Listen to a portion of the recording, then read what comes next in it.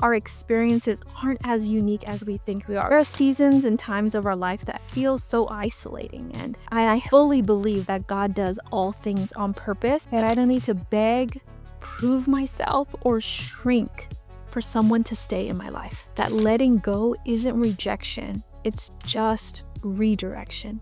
That God doesn't make me chase what's already mine. Hey everybody, welcome back to Brewing Better. I'm your host, Noor Saavedra. Thank you so much for joining me here today. If you are new, please go ahead and hit that subscribe button, because I have a feeling that you clicked on this episode because you want to be better. And that's exactly what I want to do with you. So whether you want to become better mentally, spiritually, emotionally, physically, whatever it is, I want to cover all those things. And I would love to be on this journey with you. First things always first, I hope that you take a moment to grab your special little drink for this episode. That's important around here, to set the tone, to set the vibe, to set the atmosphere of where we're trying to go with this episode. And above all, just to enjoy and romanticize every single moment of our life, because look, we only have one life, so let's enjoy it. Today in my cute little cup, I have a pumpkin latte that my daughter helped me make, but I did sprinkle some masapan in there. If you guys haven't tried masapan in your coffee, you guys, it doesn't miss. So good. So grab your water, grab your drink, and let's get into it. One thing about me when it comes to this podcast and where it even came from, it was from a place that I was really struggling. I was struggling to become better on this journey. I was a new mom, and I just wasn't sure where I was going with life. I just felt like kind of stuck, kind of stagnant, and realized that there were so many things in my life that I just hadn't dealt with. So much junk. And there was so many things that I felt were just holding and pulling me back. And being from the person that I truly desire to be, and I know that God desired me to be. And you might be in a place, where you feel stuck, where you feel confused, where you feel like, man, I just can't get 2 steps forward. And when I finally get 2 steps forward, I somehow end up 4 steps back. And I've been there. And so sharing from experience is something that is really important to me, because I want to not just be someone that's talking at you, but I want to be somebody that you can relate to, and to really know that you're not alone. The things that we face, the things that we go through, they're not as unique as they may feel to us. They do feel unique. A lot of times you're like, nobody else can understand, especially, if, for example, especially when you become a mom, right? You feel like, nobody gets me. Or if you're going through a breakup, or if you're going through issues with friends, like you feel like nobody understands you and you feel so misunderstood. But really, our experiences aren't as unique as we think we are, which is actually a good thing. In no way am I trying to belittle our experiences, but it's important to know that. But because more people than we realize have gone through the things that we've gone through, that means that we are not alone. And thank God for that. Thank God that we are not alone, that there are people that can help us on this journey, to guide and to do things differently than they may have. Like for me, like for example, if someone can learn from my mistakes, then my mistake was worth it. 1,000% worth it. Lately, I've been thinking a lot about that time of when Brewing Better all first started, and how I felt like just stuck. Felt like nothing seemed to really be moving, and there was a lot of people in my life at the time that I felt like we're becoming more and more distant. There are seasons and times of our life that feel so isolating, and I fully believe that God does all things on purpose. So I wonder sometimes, like, okay, God, like, we need people. You designed us to be together and to rely on one another and to have community. Like, those are things that He desires for us. But why in some seasons do we feel so alone? Do we feel like we're trying to hold on to something that just doesn't seem to be serving us? And as the years have gone on, He's shown me again and again and again that I don't need to beg, prove myself, or shrink for someone to stay in my life. I had to really reframe and relearn that letting go isn't rejection. It's just redirection. It's a new path, because just because someone was part of your process does not mean they are a part of your purpose. It's hard to decipher between the two, but someone can be part of your process and not be part of your purpose. Holding on to people longer than we are supposed to will hinder our growth. And that is so uncomfortable. I think the biggest part for me that had a hard time of letting go of people was because I never wanted someone to think that I was better than them. Because I don't. I genuinely do not feel that. I never feel like, oh, I think better than you, or like I have better perspective than you, or I'm smarter than you. Like those thoughts, I don't have those thoughts. I'm the type of person that will mold to the people around me, and I will mold to get along with them, to relate to them, to just connect with them, because I just love people and I value the people in my life. But it took God taking key people out of my life beyond my control, really. I wish I could say that I voluntarily let go of all these people, but I didn't. A lot of it came from, it was them. A lot of them just, whether it was they just stopped reaching out or blocked my number or whatever the case was, I was forced to let go. And when I was forced to let go, I had a choice. I had a choice between leaning into this new season of letting go and accepting his redirection, or continuing to chase, continuing to try to nurture these relationships that really didn't serve me and did not serve my calling. But I needed that reminder that God doesn't make me chase what's already mine. I needed that reminder that God doesn't make me chase what he's chosen for me. He doesn't make me chase it. It aligns into your life. It fits easily. A lot of those people and a lot of those friendships felt like puzzle pieces that I was trying to fit into a place that they were not meant to fit. I know you know that feeling, right? It's the most frustrating thing. I've done it before when you're trying to do a puzzle, especially now with my daughter.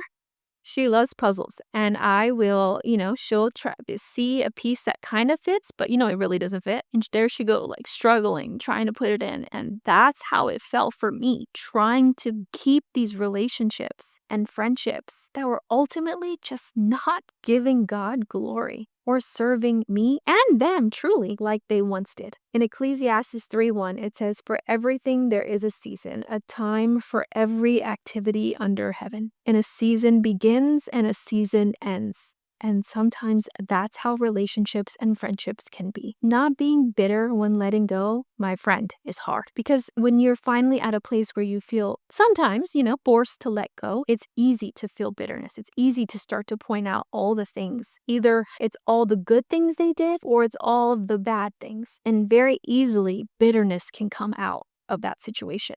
And that's just not where we want to go. That's not where we want our heart to go. We don't want to be bitter, but we do want to be better. And to be better sometimes means letting go completely and understanding that it's not focusing on just why they left and who left and what was the reason behind it, but it's about where God is taking you now. But it's when you learn to stop looking back to people in your life, to the way things used to be, and start turning your eyes forward to where things are now and where God desires for you to go. That's where you will begin to see real change. A lot of times, hindsight is 2020. Why do people say that? It's because we have to get out of a situation to then realize, like, okay, you know what? Those people were not really the people that I needed in my life.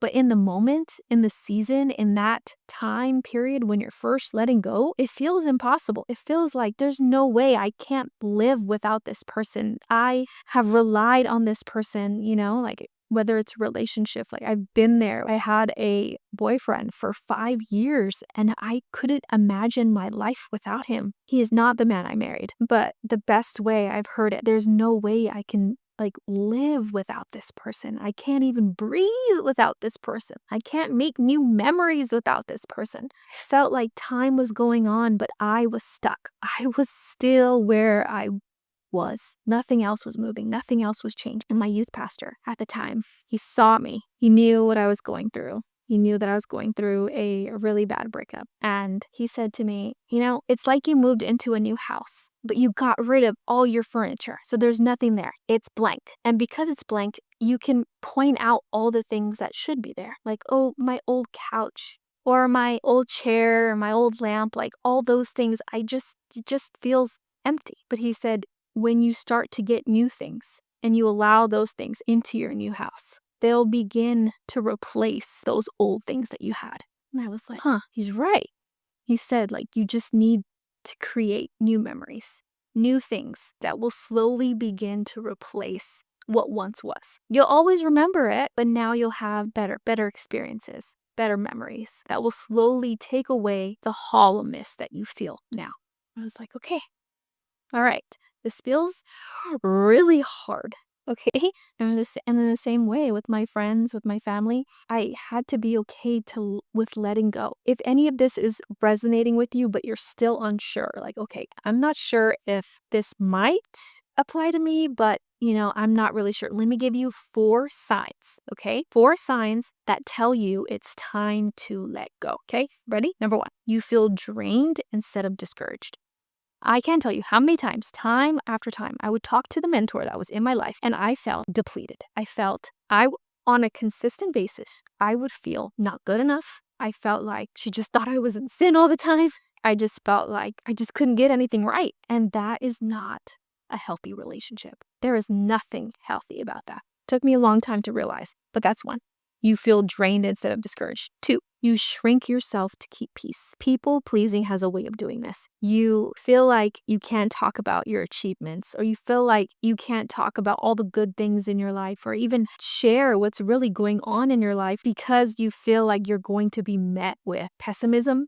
People that are just going to, oh, that's cool, but it's not going to last. Like, what? Like, those are not the type of people that you want in your life. We should never have to shrink for someone else's comfort. That is not how God designed us. If we were made to be a city on a hill, to shine bright, if that's what God's word says, then we should be surrounded with people that help us. We should have people that help illuminate us, not the other way around. 3, you can't talk about growth, God, or purpose without feeling judged. When people don't align with you, with your calling, with your purpose, they will have a way of mocking you.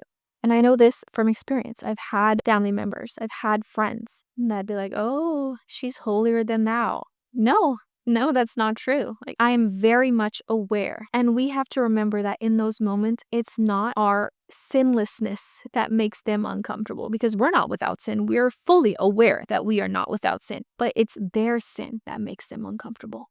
That's something they have to deal with, not us. And lastly, number 4, the friendship takes you backward, not forward. You literally feel tied down. God desires us to be whole, healed, and He will not place things and people and ask us to hold on to people that will get in the way of that healing. He will not ask us to hold on to people that continue to hurt that healing. He won't. Letting go is not something that we ever plan for, or something that we never expect to have to do. Especially when we start a friendship or a family or any of those things, we never think of the end, right? We think that things will always continue on the way that they've always been. But unfortunately, things change. But it's noticing the signs that the things are changing, that something is shifting, that is the start of something new that is coming into your life. You will feel the shift before you can ever explain it to somebody else. You'll notice yourself start shrinking. You'll notice that conversations don't feel as open and safe. And these signs don't mean that there's something wrong with you. It just means that there is something ending. There is a chapter closing. That might be where you are right now, at a place where you feel like just don't know how to let go. And I want to give you 3 things that you can start doing right now to start shifting and letting go gracefully the way that God desires you to. Number 1, acknowledge the lesson.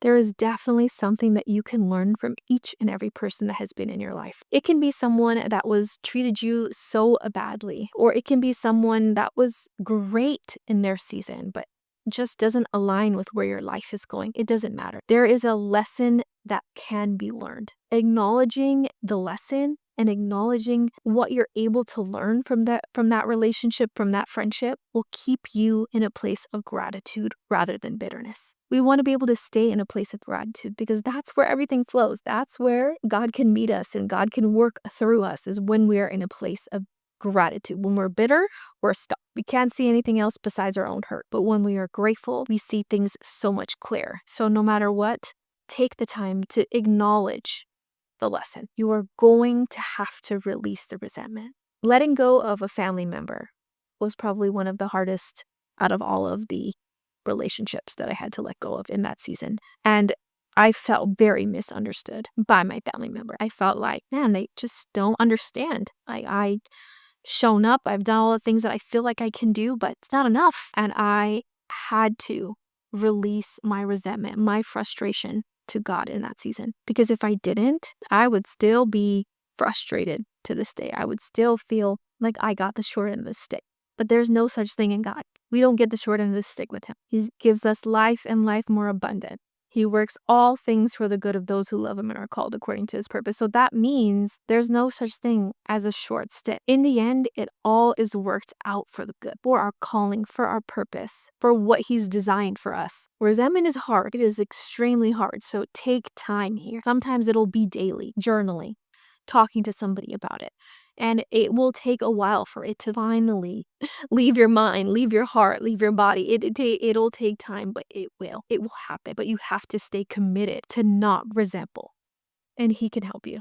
Thirdly, the last one, set boundaries with love. Some relationships, you will be the one that has to end them. And it doesn't have to be something so dramatic or like, I'm not talking to you anymore. Sometimes it's just not giving access to someone to you. It's okay. Saying no is okay. Saying you can't go somewhere, saying that you can't show up whenever they need you is okay. It may not feel okay in the moment, but it is. Especially if you feel like this is where God is asking you to let go of. Boundaries will help us so much and keep us from so much unnecessary hurt and frustration. And God doesn't ask us to delete someone out of our life, but it's learning to detach the hurt from your heart.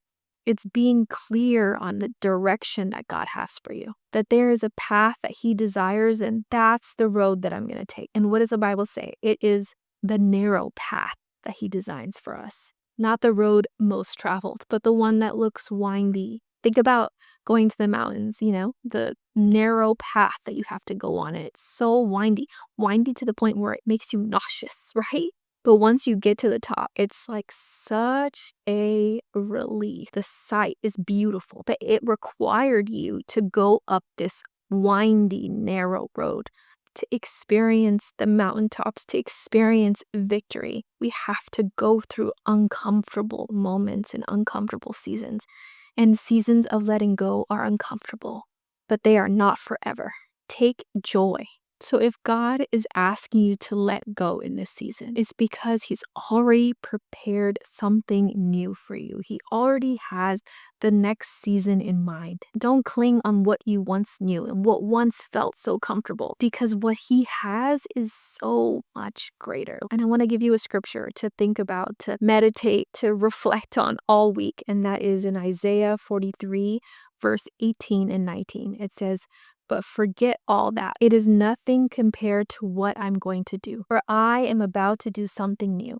See, I have already begun. Do you not see it? I will make a pathway through the wilderness. I will create rivers in the dry wasteland." He's already starting your new season. He's already paving the way for us. But it's us that has to let go in this season to allow the new things that he desires to come. Thank you so much for listening to this episode of Brewing Better, you guys. I hope that you feel challenged and ready to let go of the things that you may have been holding on for far too long. If you haven't already, please go ahead and hit that subscribe button or leave a review below. And I would greatly, greatly appreciate it, because every little thing that you're able to do helps this podcast go out to people that need to hear it. Please also make sure to share this with someone that may be going through a season of letting go and uncertainty so that they can be encouraged as well. I'm so grateful for each and every one of you, and I can't wait to be back with you next week. Have a great week, guys.